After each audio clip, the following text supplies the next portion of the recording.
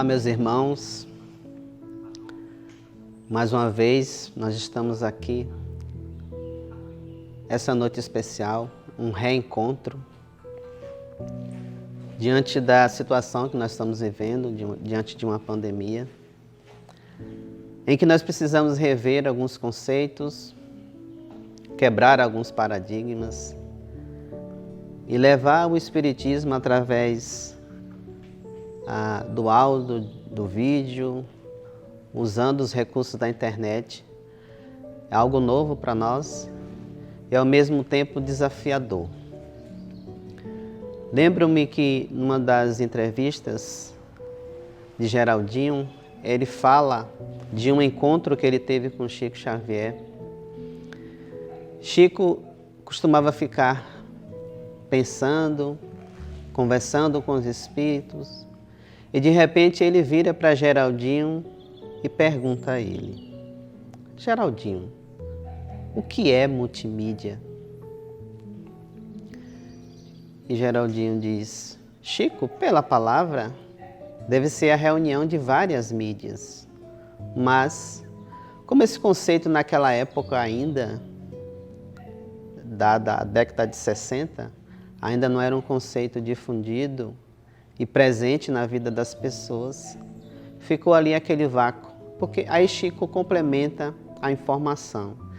Ele diz: os espíritos estão nos dizendo aqui que haverá um tempo próximo que o espiritismo será divulgado através de multimídia.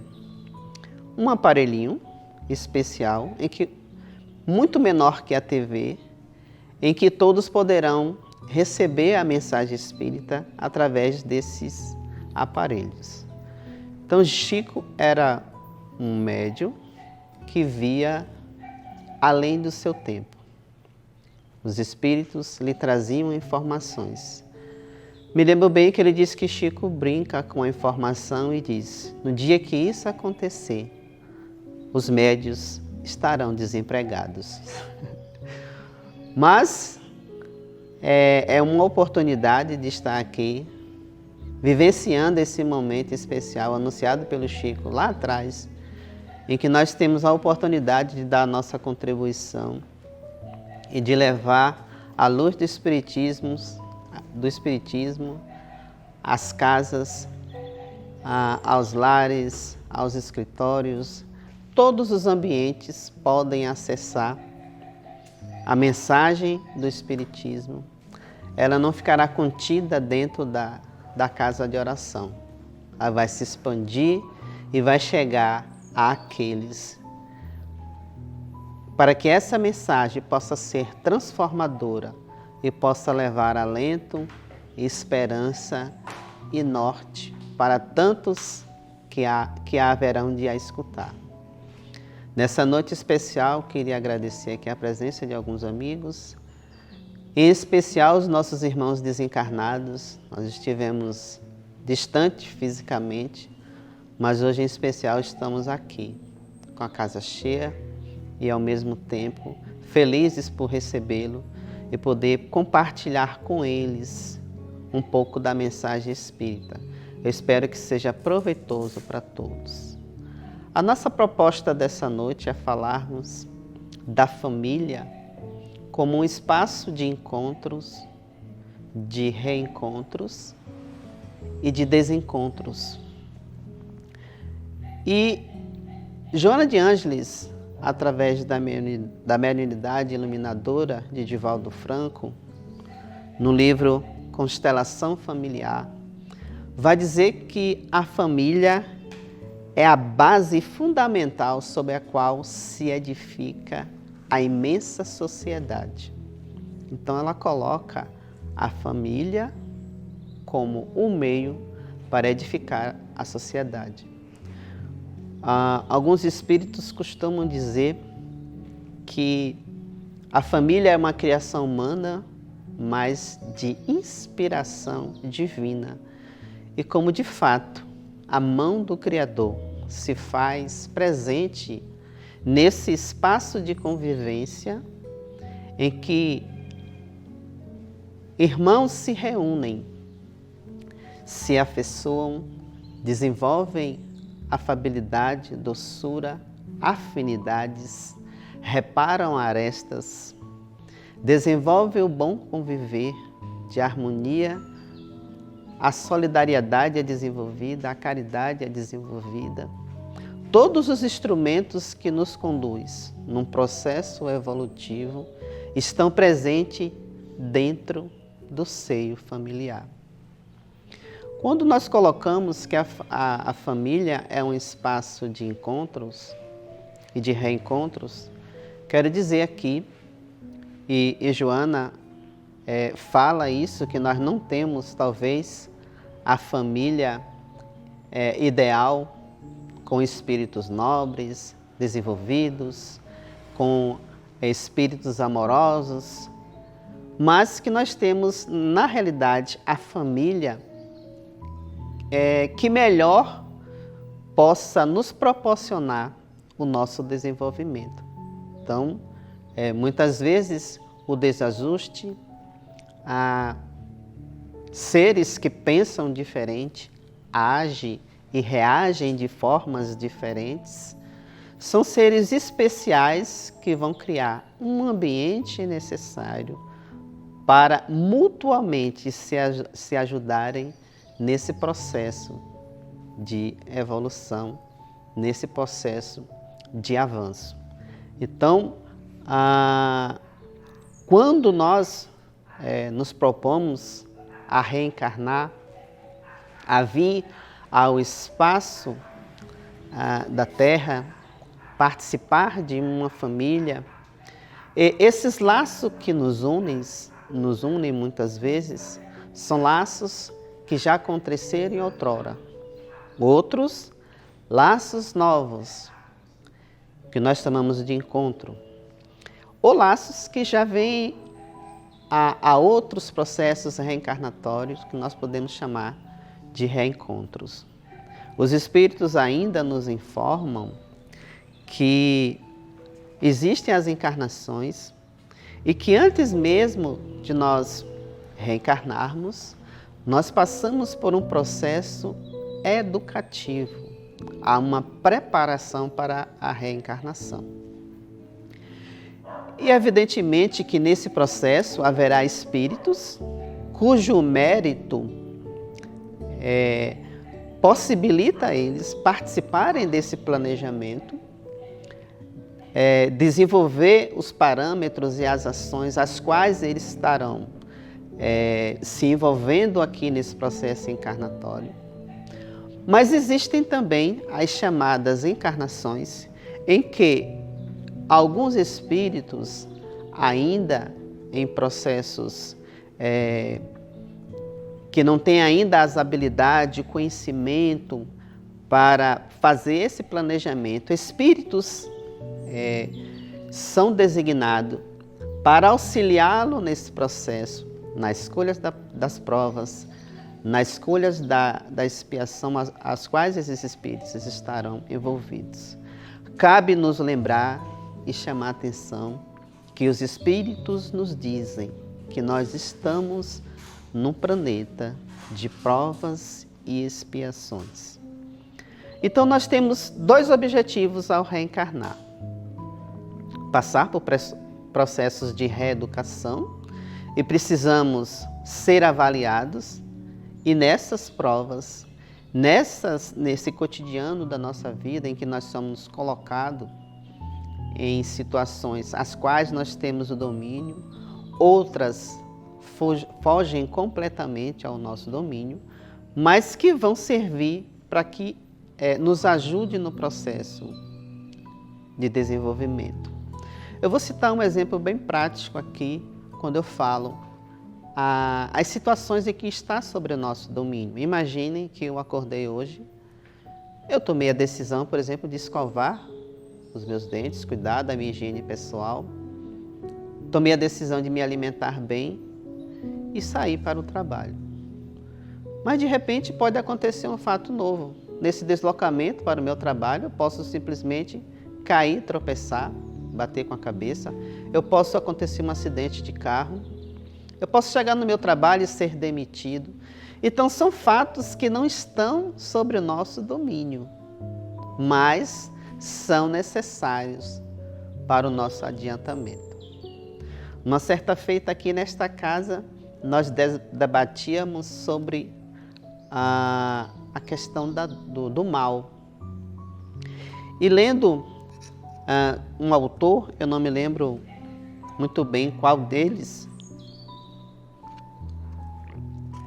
e ele dizia, o mal não existe. Até eu coloquei isso para a plateia e perguntei, o mal existe? E esse confrade nosso nos esclarecia que o mal é mal enquanto nós não sabemos o bem que está por trás dele. Que na realidade tudo aquilo que tira-nos do nosso espaço, da nossa zona de conforto e nos conduz a uma inquietação, esse processo vai nos trazer algo que vai nos levar a um aprendizado, a um conhecimento. Então, do ponto de vista prático, o mal não existe. Nós é que não conhecemos o bem que está por trás desse mal. Então, ao reencarnarmos, sejam com provas as quais nós, no nosso planejamento, escolhemos, ou num processo de uma encarnação compulsória, quer dizer, aquela que o espírito ele é obrigado a reencarnar. E imaginem vocês que muitos espíritos estão desencarnados, não querem encarnar. E às vezes a gente vê pessoas que estão aqui encarnadas que não querem desencarnar. É um processo até certo ponto hilário. Mas para o espírito ele sabe que é a sua liberdade e ele está ali convidado a participar de processos, muitas vezes de reparações, de maus e equívocos que esse espírito tenha praticado, e ele é convidado a estar num processo encarnatório, vivenciando essas emoções, essas situações que vão ajudar ele a reparar essas faltas. No livro Missionário da Luz, tem uma passagem e exemplifica muito bem o que eu estou falando aqui, da família de Raquel, de Adelino e Sigismundo, em que ele fala que ele vai reencarnar, né, na sua próxima reencarnação, ele estaria reencarnando e que teria como pai um espírito ao qual ele havia tirado a vida numa encarnação pretérita. Vejam que Deus, na sua infinita sabedoria, ele tem na família um instrumento que pode propiciar a sua justiça, o seu amor. Ele permite que seres se liguem por laços de família, sejam eles espirituais, sejam esses laços consanguíneos, para que esses espíritos, no seio do lar, desenvolvam o amor, o perdão e dissipe dessa relação o sentimento de ódio, o sentimento de vingança. Então, eu diria que a família é a célula mais importante da sociedade, a mais justa e a mais democrática, e que nela se manifesta a misericórdia divina, porque ela permite que num espaço de convivência, ali nós tenhamos seres que nós temos afinidade de outras encarnações ou que foram construídas nessas, seres que nós tivemos, digamos assim, um lastro de dor, fez parte dessa relação pretérita, e que Deus permite que estejamos juntos, trabalhando, cortando essas arestas, diminuindo, fazendo com que esse ódio não mais faça parte e que o amor substitua. Então, isso, do ponto de vista espiritual, isso é maravilhoso para o espírito. Então aqui é interessante que nós possamos lançar um olhar especial nessa noite para a nossa família. Você há de perceber no dia a dia que tem membros da nossa família que nós temos uma afinidade, que nós conseguimos entender o outro apenas através do olhar. Às vezes não precisa falar, não precisa agir. A gente conhece tanto, tem tanta afinidade com o outro que a gente já sabe como aquela pessoa vai reagir, como ela vai se posicionar. Mas temos também algumas pessoas dentro da nossa família que nós estamos ainda em processo de desenvolvimento dessa afinidade.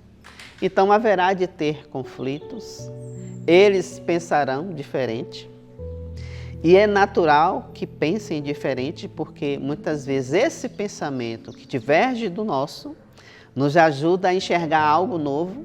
Então é um benefício, mas é interessante que nós tenhamos um olhar especial, principalmente com aquele irmão, ou com o pai, ou com a mãe, ou com o nosso sobrinho, tio, seja lá qual seja o membro da família em que nós não temos uma harmonia equilibrada, que nós voltemos o nosso olhar para que nós possamos, junto com esse familiar, desenvolver essa afinidade, cortar as arestas dessa desarmonia. Muitos irmãos estão aí sem se falar há anos.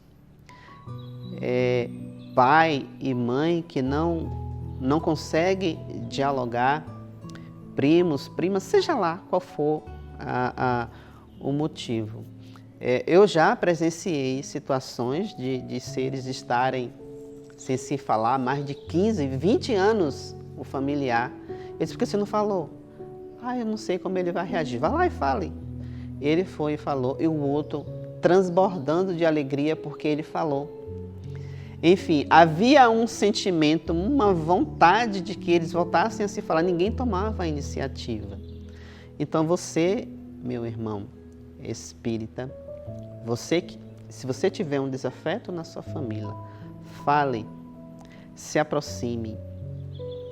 Mesmo que isso possa levar a um processo mais longo para que essa harmonia aconteça.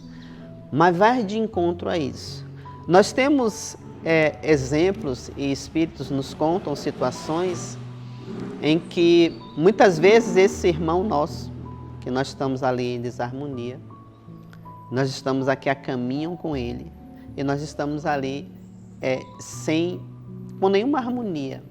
Às vezes é necessário que nós precisamos retornar, reencarnar novamente, 1, 2, 3 vezes para se harmonizar com esse irmãozinho. E muitas vezes isso seria possível nessa, que nós já estamos aqui, se harmonizar e não ter necessidade de nós retornarmos. Então, família é um espaço onde nós celebramos o amor. Se pensa diferente de nós, respeitemos a opinião do outro. Se um irmão nosso precisa de ajuda, estenda a sua mão, estenda o seu braço, os seus braços para um abraço, doe um sorriso, doe atenção. Isso são valores e que durante essa convivência vão se tornar instrumentos de edificação desse amor. E nós devemos agradecer a Deus por nós estarmos aqui, por termos uma família. Porque nós temos que lembrar também que muitos seres não têm família. Quantos irmãos órfãos estão aí à espera de uma família para recebê-los? Imagine você ter uma vida sem ter o pai, a presença da mãe, a presença de um irmão, de alguém que você sabe que você pode se voltar e que você pode falar, que você pode ser escutado. Então, se nós temos uma família, é porque nós temos mérito por ter essa família. Se nós temos irmãos desajustados, nosso mérito é maior ainda, porque foi nos dado a oportunidade de se harmonizar com esse irmão. Então, aproveitemos esse momento. Esses encontros, esses desencontros e esses reencontros, eles nascem com um objetivo maior, que é de nós desenvolvermos com esse irmão o amor. Então, quando a gente diz assim, fulano não tem afinidade, eu me lembro até que um confrade meu espírita diz, Rogério, todos os espíritos têm afinidade. Não existe essa questão de dizer que não tem afinidade. Se o nosso objetivo é nos amarmos no futuro, se o nosso objetivo enquanto espírito é nos harmonizarmos com todos e vivermos em paz e amor, por que dizer que não tem afinidade? Se não tem afinidade, cria afinidade. Desenvolva essa partilha, se aproxime, conheça. Eu pessoalmente tenho provado isso no dia a dia. De, num primeiro momento, ter atritos, divergência, gerar muitas vezes mágoa e ressentimento, e eu permanecer nessa luta, na proximidade, no dia a dia, tentando mostrar para o outro que eu estou ali com o coração aberto, que eu estou disposto ao perdão, que eu estou disposto a pedir desculpa, a pedir perdão também, e que esse é o momento da gente se harmonizar. E isso tem dado certo no dia a dia. É claro, pode existir alguém que tenha, nutra um sentimento que não seja nobre por mim, mas certamente não será pela minha falta de atitude de encontro do outro, de conversar, de dialogar e de tentar se harmonizar. Divaldo Franco fala uma coisa interessante. Uma vez perguntaram, e se eu pedir desculpa a uma pessoa e a pessoa disser, eu não desculpo, não. Eu não lhe perdoo, não. A Divaldo diz, você fez sua parte. A partir desse momento, inclua esse irmão na sua prece, nas suas orações, e o tempo realizará a obra da harmonia. Então, assim, precisamos fazer a nossa parte, nós precisamos dar o nosso passo, nós precisamos tentar ir ao encontro disso. E na família, durante esse processo da pandemia, nós precisamos nos harmonizar, nós precisamos conviver mais próximo um do outro. E mais do que isso, nós agora estamos responsáveis por proteger o outro. Então, a nossa atitude no lar, a nossa atitude fora do lar, vai de encontro com a família. A atitude que eu tenho fora do meu lar vai de encontro à minha família. Porque eu tenho a obrigação de protegê-lo de algo que eu não conheço, mas que eu fiz o compromisso antes de reencarnar de estar aqui e viver esse momento. Então, se o outro, entre aspas, é chato, ele agora vai ter que conviver comigo e eu vou ter que me harmonizar com ele.